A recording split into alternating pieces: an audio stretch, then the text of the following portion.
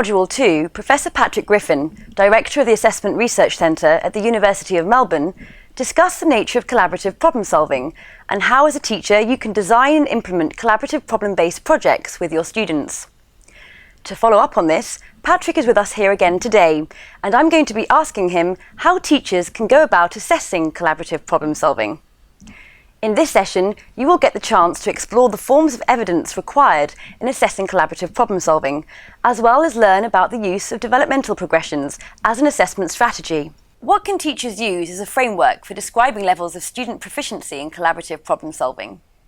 An absolutely essential framework that the teacher needs is an idea of what it means to be simple and sophisticated.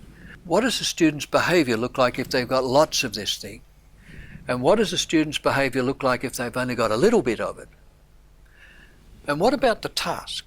What are some tasks or projects that we could give the students that demand a lot of this material, a lot of this idea? And what are the tasks or steps or problems that only ask for a little bit?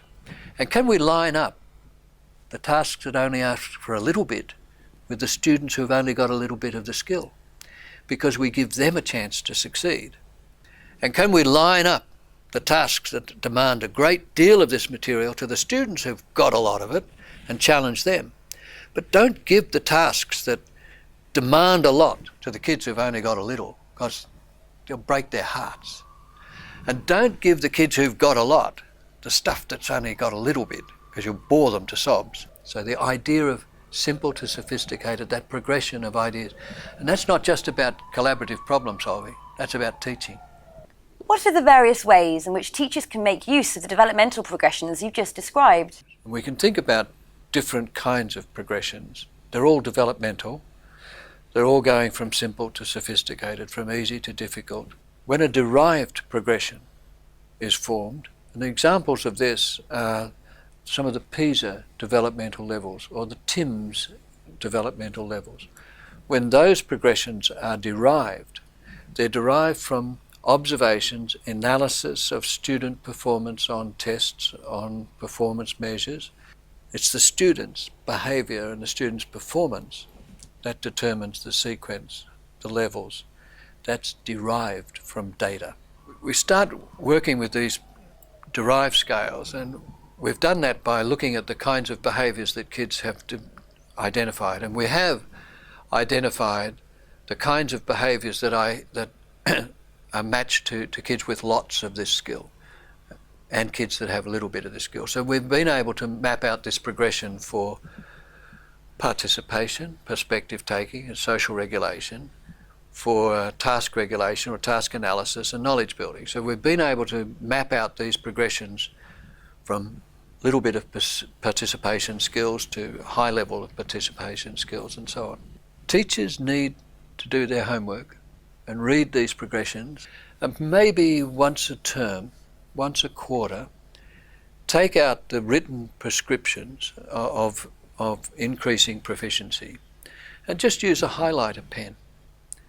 For each individual in the class, write the student's name and just highlight the things you remember that the student has been able to do. And what you find with these progressions is that for someone of average ability, the behaviours at the bottom will be all highlighted. And then as we move up through fewer and fewer, and the behaviours at the top, we'd have none of those. But there's a region where some are marked and some are not. And a Russian psychologist called Lev Vygotsky called that the zone of proximal development. And that's where that student needs instruction. End of next term, use a different colour highlighter pen and fill in the gaps, and you'll find that that zone has moved up, or we hope it does, because that's signs of kids learning.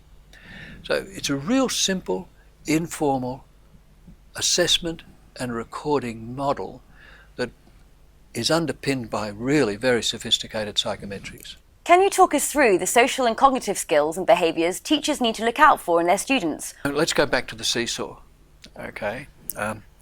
And what would we be looking for there? First of all, did they participate? What action did they demonstrate that was illustrative of participation? How did they interact with their peers? What sort of behaviours demonstrated that they worked with their peers. Did they get sick of this and give up, surrender, or did they persevere? Were they persistent? So just action, interaction and perseverance are three things that we might resolve.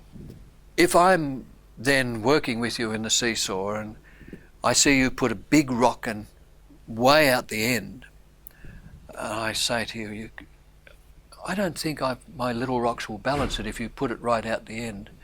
Can you move the rock in a little bit? What I'm watching for is, to what extent do you respond to my request for help? Responsiveness is a key skill. Am I responsive? Am I aware of what kind of information gets a response from you? So awareness of the other person and the way in which they respond. Then you might say, but I want to put the rock down the far end. My response is, but it won't work.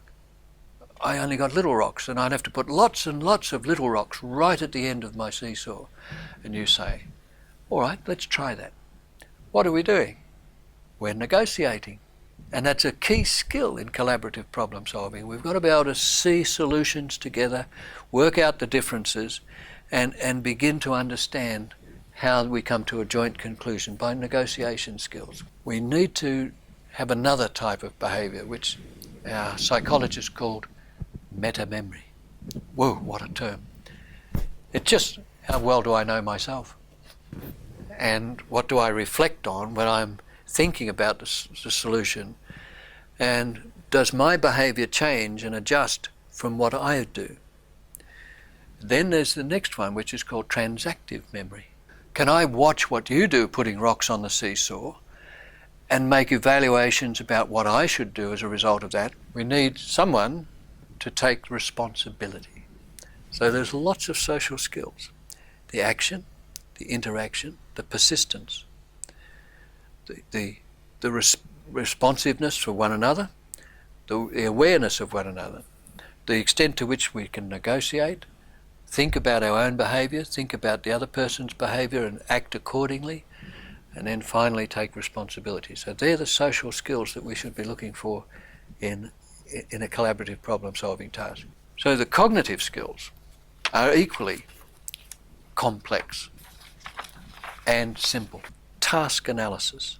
To what extent do we analyse the problem itself? Do we understand the elements of it? Can we set goals? Okay, I'm going to put the rock halfway in order to see how you distribute the little rocks on the other side to see what happens. I can't put all my little rocks on the seesaw at one time. I've got to manage this process. So this is called resource management. Then I watch the way, as a teacher, I'd watch the way I respond. As a student, I watch the way you respond. Are you flexible? Or are you absolutely adamant there's only one way to do it and it's your way? So we need to be looking at the flexibility and even the ambiguity of the situation, so that we're not too sure what's going to happen if we move the rocks on the seesaw. That flexibility and ambiguity. The idea of monitoring, keeping records and collecting data to understand the problem. And then there's this wonderful, wonderful term called systematicity. Sort of self-explanatory. Is how systematic? Do we just do trial and error, random things, rocks on and rocks off, or do we systematically go about testing ideas? Then we need to be looking at the if-then type relationships, the patterns. Do we test things out? Do we come to conclusions about our observations as a student? And can we write down a conclusion? Can we communicate the conclusion to the other student? So relationships, rules, and then the what if. If we can get all the kids in grade 9 with 3 what ifs a day, we'll move their thinking power upwards instead of I remember what was on page 10 in the book. What is a rubric, and how can teachers use it to identify how well each of the skills and behaviours are being demonstrated by students? If we take each of those, there are 19 of those ideas that I just listed, elements we call them, 19 of those elements altogether in social and cognitive skills. And we make a note for our own purposes of what would it look like in participation, interaction. What would the student's behaviour look like if it was really high-level interaction, thoughtful, systematic interaction? And what would it look like for someone who was not interacting, someone who was just following along? That's a rubric. High, low. A rubric is the combination of the label, participation, and levels of performance of participation. If you give the rubric to the students, you tell the students what's good, what's high level, what's high quality, and what's low quality. And you challenge the students to try and achieve that top level. You know what's wonderful? You get it. How can teachers use developmental progressions to interpret their observations of students' skills and behaviour? What you're actually doing is you're compiling and conflating lots of evidence about each student over a period of time and recording things you've observed, which come directly from the rubric, the types of behaviour that the students have exhibited, with a highlighter pen, looking for the point where their performance breaks down. It's not what the student can do that we're interested in, and it's not what the student cannot do, those two levels. We want that bit in between, the transition, where the performance begins to become inconsistent. We can intervene at that point and make it consistent and move the inconsistency up a little bit. So that's really how developmental progressions can be used.